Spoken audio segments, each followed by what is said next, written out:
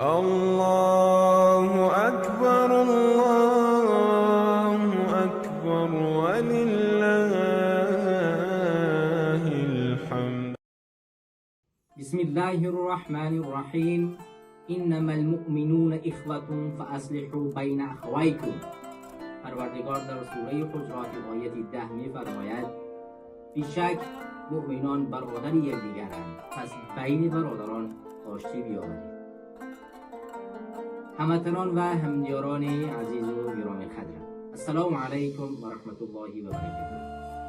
با ابتکار این آیه مبارک که پدیده‌اش وحدت، برادری و دوستی پاک را تایید می‌کند، من از نام خودم و از نام سازمان جوانان برای احیای تاجیکستان همه مسلمانان جهان، هموطنان گرامی و مردم سربلند تاجیکستان را به مناسبت عید سعید قربان از صمیم قلب تبریک می‌گویم.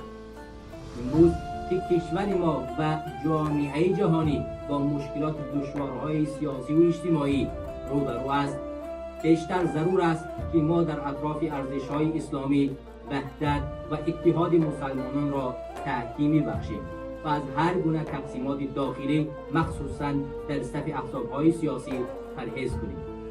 اتحاد و همدیگر فهمی بر پایه عشق به خدا و مهر و رفاقت میان برادران اساس استوار جامعه و پیشرفت ملت‌ها می باشد.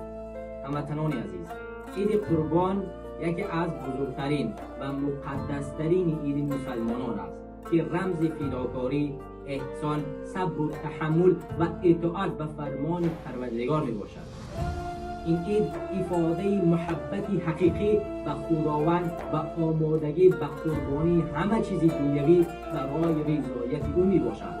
آن به ما یادرس می کند که ایمان و اخلاص اساس همه نیکی ها و بنیادکاری می باشد. پس در این روزهای مقدس ما جوانان همچون نسل امیدبخش این ملت به احترام خاص به ارزش‌های اسلامی و سنت‌های نیک نیاگان عهد می‌کنیم که برای رشد وطن، تحکیم وحدت، گسترش معنوی و احیای ارزش‌های دینی و ملی همیشه تلاش خواهیم کرد. ما به نقش دین مبین اسلام همچون نیروی سازنده و متحد کننده اعتقاد داریم و به دوستی، صبر و تحمل و خیر و سخاوت ارج می‌گذاریم.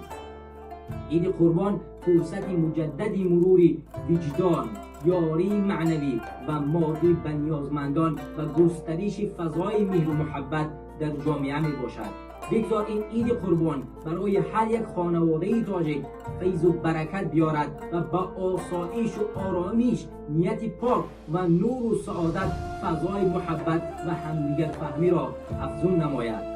با امید آنکه فضای آرام، آسوده و صلح و ثبات کشوری عزیزمان تحکیم یابد، جوانان پیوسته در راه سازندگی و وطنداری و احیای سنت‌های والای اسلام گام‌های استوار می‌گذارند.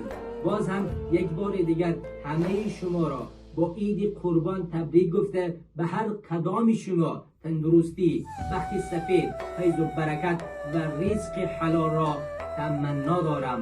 عید قربان به همه مسلمانان و هموطنان عزیزمان در تاجیکستان تبریک باشد. عیدتان مبارک باشد.